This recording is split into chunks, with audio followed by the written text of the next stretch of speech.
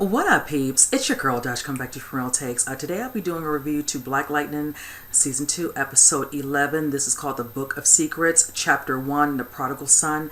Now this one was a fully loaded episode, a lot of good stuff going on, a lot of stuff that I basically called in other episodes. So you know what, let's just go ahead and jump into this. Now with this particular episode, it starts off where it shows Reverend Holt, preaching in his church, giving, the good word, also just kind of discussing, the evils that are amongst them, in their community. Also, he basically spoke on Khalil, who grew up in the church, what he's dealing with right now, sending prayers and healing over him. And then from there, you see the scene where it shows the family, the Pierce family, and Khalil's mother going to the hospital to see Khalil. Of course, when they walk in, they see the damage of the heinous act that Tobias did to Khalil. And let's just say that, of course, his mother, of course, is taking it hard. You see the scene where Jennifer is kind of literally in shock that she has to walk out. And it's just a lot. Jefferson just kind of just distraught. Now, what happened last season, of course, he was a little upset with him being for what he did to him in season 1, whatever anger with what he did with Jennifer. But of course, realizing that he did not do this, just to be actually malicious or whichever. He was trying to do the right thing, never thinking this would happen. Now, from there, it does show a scene where it looks like Tobias, and I talked about this in season 1 because we only talked about it briefly because they had not shown it since then, but we do see that he's still injecting himself with some sort of serum. And I feel like in this particular episode that we were going to get a little bit more information delving into that, and I'm kind of glad. It did show also Todd, his right hand, actually looking at some sort of CCTV scan of some information of a couple, researchers, look like Dr. Jace and Len Pierce looking over, these pods. So of course he's just kind of understanding the stuff from the Project MOD, just kind of figure out what's going on. So from there, you do notice it still shows the preacher talking, but then something happens where he passes out, and unbeknownst to everyone around, it looks like there's a certain someone who's lurking within the church, and it has happened to be Cutter.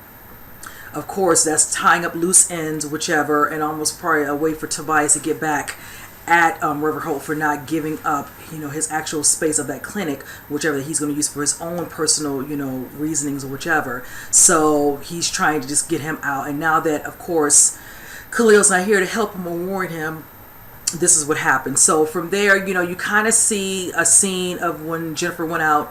She comes across this, and I'm going to tell you, they took this stuff straight out of what we've been dealing in the news, Living Life While Black, where this incident where Jennifer, of course, she is on someone's vehicle in the midst of tears, whichever, but of course this individual thinks that she's trying to take her car. Not doing such a thing, especially where you see Jennifer standing. She was nowhere near an area to actually try to take a vehicle. So of course she calls the cops. And I'm like, I know this is considered a random scene, but I like when it just hits really close to home, whatever and all, and it's very realistic. So even though we know this is all make-believe, but every now and then I like the underveiling tones of real life, issues that are happening, in the world, whichever, because it just keeps you, as they say, woke, so to speak. Now, for that scene, you can tell she, of course, calling them, saying this woman's trying to steal her, saying she's African-American, whichever, I'm fearing for my life, just embellishing lie after lie, whatever. And let's just say Jennifer says if that's what she's going to think, then she decided to just let her frustrations out, and she basically sets the car on fire. I don't condone that type of behavior, but that was the only way for her to honestly divert and get out of that, because they probably would have showed up and tried to accuse her of it and then take her in or whatever. So of course the woman's all distraught, whichever. Oh my God, what did you? She's like, I didn't do anything. Light didn't hit your car, whatever. You're gonna, complain or to God, whatever. And the funniest part is when Jennifer walks away, she actually looks up to the sky, like, really. That was just too much even for me, but she really did go there. But meaning from there, it shows a scene where it looks like Jennifer is still having to find ways to control her power. She's not all the way there yet, so she's not able to slowly stop her powers from being visible, that she has to put her hands in her coat. Her father comes out just to notice that the girl's talking to certain authorities about what happened to her car. He hints that it must have been Jennifer who did this lashing out or whatever to relieve some of the anger and upset about Khalil. So he sees her in the alley and he takes her in because he can see that she's not, just herself, whichever. He takes her into some sort of like storage room within the hospital, and he tries to, help her by, come into contact with her to kind of, stifle her powers. but to no avail. So from there you see Piranha, she actually comes, she asks him to open the door, and she says, I could sense you and I think you needed help. And it was perfect timing. I'm kind of glad they're kind of in sequence with that. That was perfect. So of course, you know, Jefferson's hesitant to leave, but she's like, no, I'll be fine. So he waits outside, whichever. So from there you see the scene where it looks like Jennifer's mom, Lynn, goes to talk to the doctor, saying that she's working, you know, with certain things in regards to, you know, helping other patients, whatever, and all that. And she has, you know, access to certain things that might be able to possibly help Khalil. But of course, the doctor really doesn't want to hear this. And I think Lynn feels like she might have a little bit more understanding into how they can do this, unbeknownst to the doctor, what exactly she's discussing in full detail. So when she kind of, you know, halts her, whatever, and all that, you can tell Lynn kind of feels, you know, like she's going to probably have to take a little, you know, upper in certain types of management to get what she really needs to get to kind of help Khalil. So you do see another scene where it shows Todd actually showcasing the CCTV scan of the individuals in there, and that's when, of course, Tobias recognizes Dr. Jace. I knew that was going to eventually come up, whichever. I'm going to go into that towards the end of this full recap, whatever. So, of course, you know, he, you know, basically uses Todd to go and figure out where she's at, whatever, and all, so he can use, you know, her, whatever methods of understanding what was in that briefcase. Did she know about these, you know, people in these pods, the kids in the pods, whichever. She could definitely be of assistance to him. And if he helps her, she'll probably most likely help him. So from there, you see the scene where it shows, of course, Jennifer dealing with her powers, and it shows Piranha kind of making her, she's levitating, whatever, and she's able to bring the powers back into herself, and she finally kind of calms herself down. And it was a beautiful scene, whichever, and all that. She comes out the closet, her father hugs her and all that, and he asks her, what did you say to her? He says, and she just tells him, I basically told her what she needed to hear. And basically that's all it was, whichever. I just love that Piranha has come into her life to help her. She has been definitely a good, you know, a good little advisor, or, you know, a person besides her parents to kind of help and guide her, especially when it comes to her powers, whichever, because of course her mother wouldn't know what to do, her father a little bit, but it just seems like he's not always able to as well. Case in point, the situation. So it's good to know that she has another person outside of the realm of her closest, you know, in her family, to help her when she's feeling like she's out of control and can't control herself. But I think over time through the rest of the season, she'll get so used to it, she'll know what to do, whichever, to kind of deal with certain situations, especially when they start to kind of get really, really revved up, you know, like that. Excuse me, you guys, for my yarn. So, but from there, you do see the scene where Jefferson's, of course, it looks like in some sort of cafeteria, Jefferson gets wind, whichever, and he sits down with him discussing about what happened with the Reverend Holt. So, of course, you all know they put two and two together and realized Tobias must have had something to do with this. So he says, you know, I have some stuff, you know, I have something, I might be able to help you. I have, you know, connections, whatever. So he takes him back to Gamby's little tailor shop or whatever, and he's like, you know, are we good? And he's like, you know, is everything out, whatever, and all. He's like, are we good? And he's like, yeah, we're good. So he opens up the back room door, and Henderson's just like, oh man, like, what are you getting me into, whatever. But, you know, they need to take Tobias down. So he's like, we got to get past this, whatever, and all that. So they kind of basically, he's still going to feel like he was a little hurt, but he can move past this because it's bigger things to deal with. They'll eventually have that talk. So it shows him walking down the steps, looking around, all these gadgets and all that, and that's when he sees Gamby, and Gamby stands up, and of course Henderson's like, oh wow, you know, you're alive. I thought you were dead. Gamby explains that I told Jefferson to keep me being alive a secret, whatever. I haven't figured out who's trying to kill him. We're going to discuss that at the end of this recap as well. So from there, you kind of see the scene where it shows just Jennifer kind of looking, kind of using her powers that she got, which was probably in episode 9 when they were on a run and Khalil was kind of sick, where she could see out, you know, really far out, and she can pick up, you know, the body weights and heat, you know, gesture of a body, whatever. She can see inside of Khalil's body from his back to see that all these little, you know, pulsates, whatever, and all that are not very fast like they should be, and are slowing down. So she can tell, honestly, that he's slowly dying. She can feel him dying, and she explains this to her mother when she's standing outside of the room, because it becomes a very overwhelming for her. She actually asks her mother, can she help her, you know, help him get into a pod, whatever, so they can figure out, use that time to figure out what to do with him. But she's afraid, you know, that might not work, whatever. She kind of basically keeps giving her a shoot down at every suggestion, and it kind of makes her worry. But then eventually Lynn says, okay, I'm going to help you. She just, you know, is very grateful to her mother that she decides to help her. So, of course, From there, you see a scene briefly, and I was wondering where this individual has been, which is where Grace shows up to see Anissa, waiting in the waiting area, whichever, and all that. They're dealing with all the, the situation with Khalil, and she just wants to be there for her. She brought some food. She explains to her, that she, doesn't understand this, and I can't begin to tell you to understand this, but she just wants her to know she's there for her, whichever. She gives her a kiss on her forehead, whichever, and she just tells her she appreciates her being there, and then they just basically decide to go ahead and just, enjoy this time together, eat this good food she brought, and just, enjoy this time, because honestly, we have not seen Grace for quite a few episodes. So I'm kind of glad we finally get to see her, see what's been going on with her. So from there, after that, you see a scene where it shows now Cutter's back, whatever, and it's this little moment between the two of them. We already know from when you all saw the picture when he first called her to initially find Khalil, and you saw him looking at a picture on his phone. You would still see he has feelings, but Tobias would never let himself seem vulnerable. We already know that he's just too set in his ways and very strong-willed, that he would never let his real feelings for anyone be visible for anybody to feel like they could get an upper hand, honestly, and even Cutter, just anybody probably in general.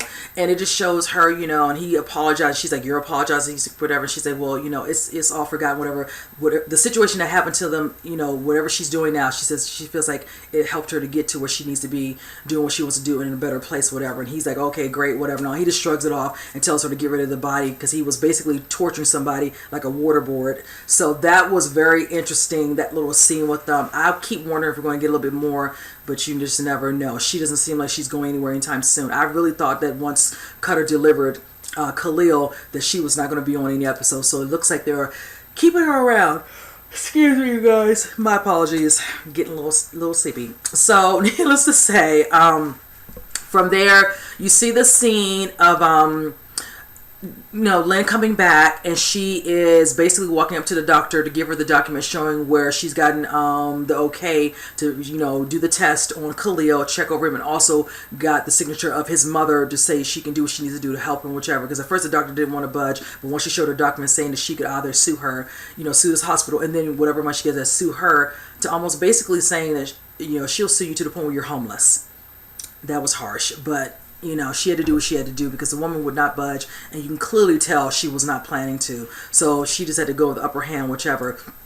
So you see also a scene where it shows when Henderson shows up, and he's of course talking, to Tobias at his home, whatever. Now, unbeknownst to Tobias, whatever, because he's just so busy, groveling in his lies about Khalil. Oh, this, I was trying to, mentor him, and the things I couldn't believe what he did to the kids in the high school, and then all of a sudden talking about how he stole money, whatever, and the guys at the Club 100 just try to make an example of him, just lie after lie after lie, whatever. All the while, Henderson looking at him like, we know better.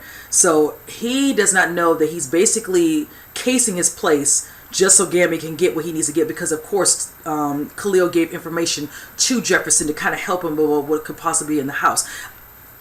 Discuss that later. So needless from there, it shows that he finds what looks like to be a safe, and Gammy just needs to get enough of it to understand what it is, and that's when he realizes it's a safe. He's like, okay, I got what I needed, you can get out of there. And of course Henderson let me know that I will be in touch with you, like this is not the last of me, and I really hope it's not, because I look forward to him putting them handcuffs on him, whichever. So from there, of course Tobias said, I'm sorry, don't go, whatever, and all. He said, you know what, just go, like, peace out, laughing, giggling, at his, expense, unbeknownst to him, like, you didn't realize that. So from there, you see the scene where Todd shows up at the high maximum security, some sort of prison where Dr. Jace is being held up. She's in some, very small type of confined space with a cop inside of the steel glass, like as if she could really get out.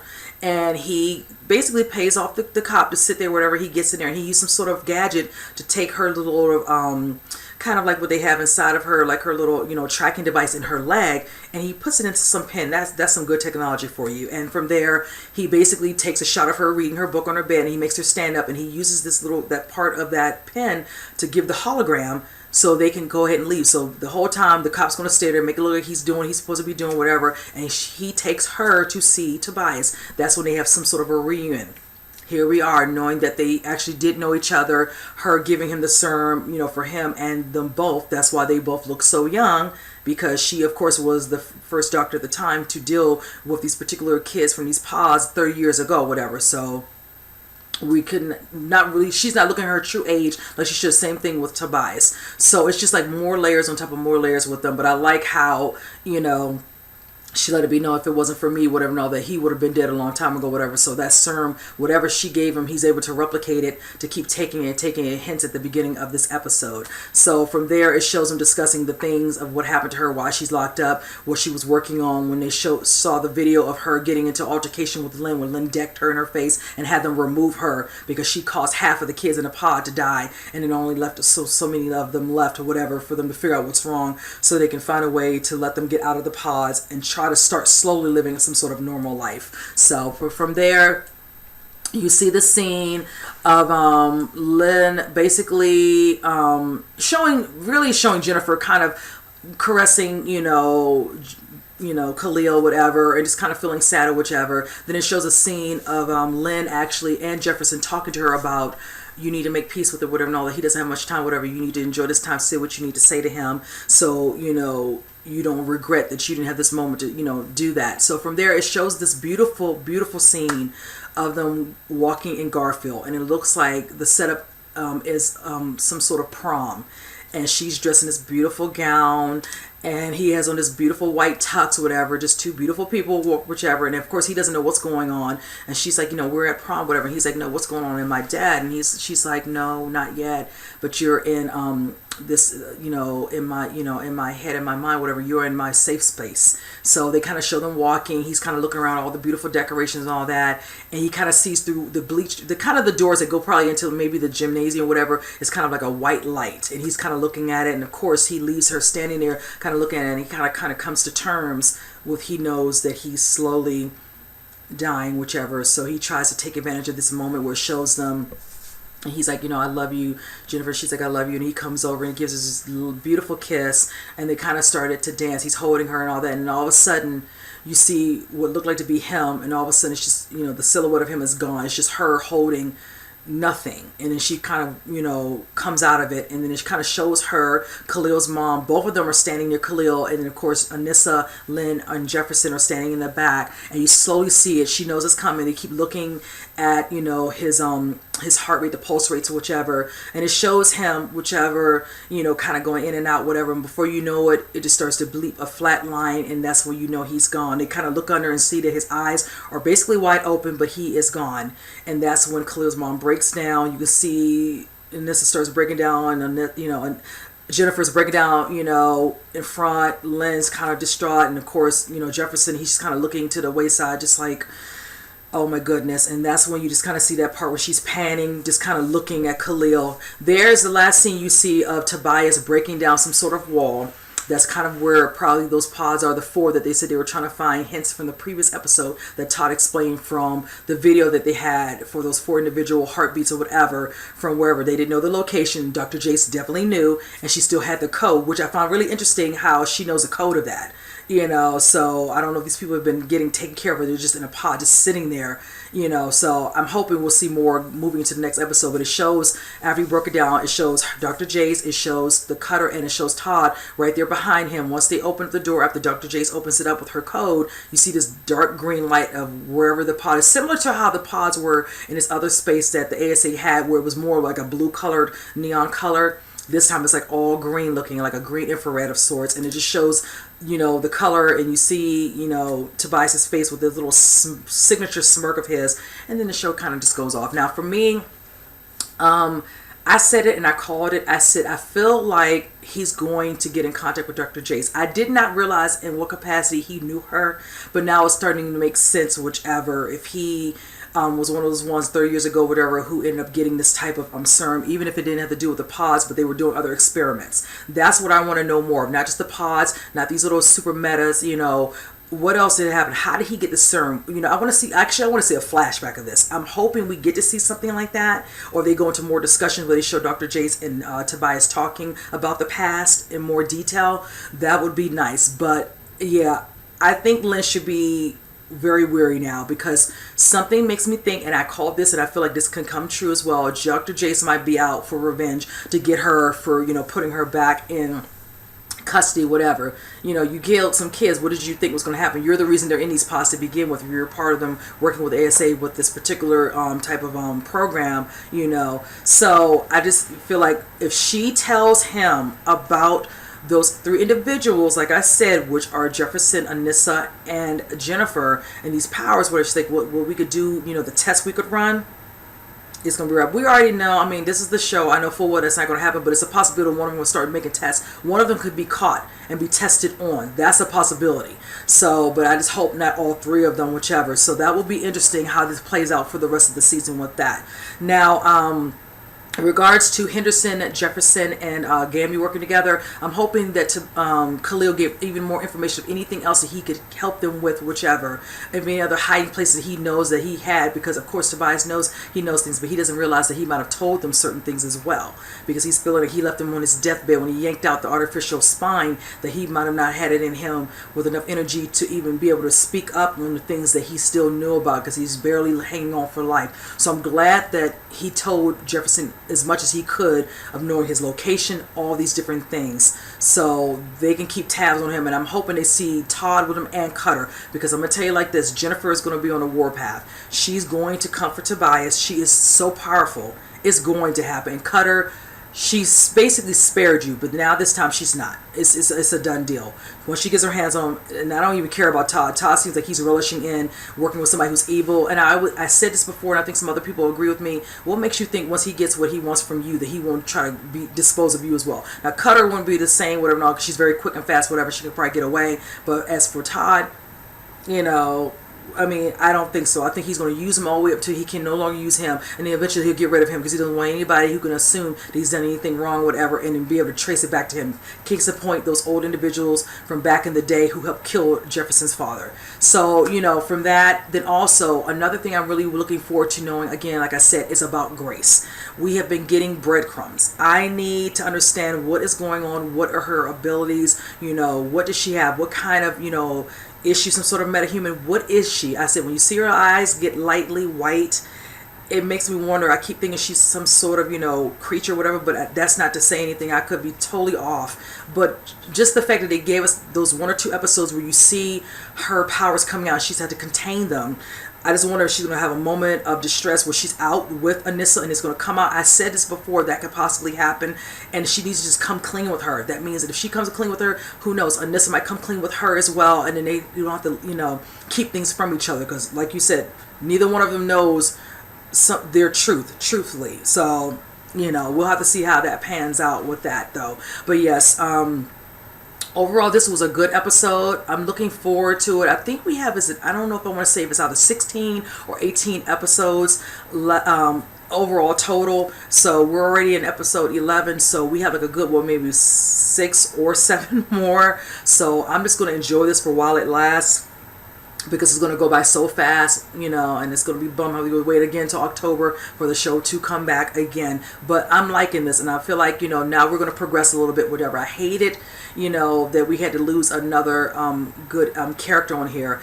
And I'm just going to put my, little rest in peace to, to Khalil. Jordan Calloway did an excellent job playing him. I really wish they could have found a way to put him in a pod where he could at least be in that for the time being while Lynn works on him. And then the guy who plays him, Jordan, could go out and do other shows and then eventually come back. And then just let them have, that little bit of time, whatever, and all that. But, it was inevitable. They're going to probably try to do that.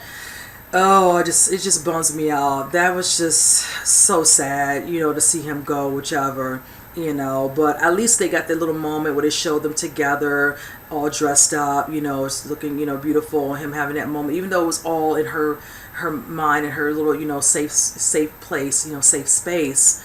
But I know it's just truly not the same with him physically being there where he could hold her and hug her like he did in the last episode 10. So, but yes, you guys, comment below. Let me know what you all think of this episode. What are you all looking forward to moving forward with, any, certain issues going on with certain particular characters, what are you all wanting to see for the conclusion, to move the story along, whichever, and all that, because I feel like we have a lot going on in store for us now moving forward. So I feel like it's just going to keep getting better and better, and it's going to pick up even more and more in each episode. So again, you guys, comment below, let me know what you all think, and with that said, I will see you guys on the next review. You guys take care.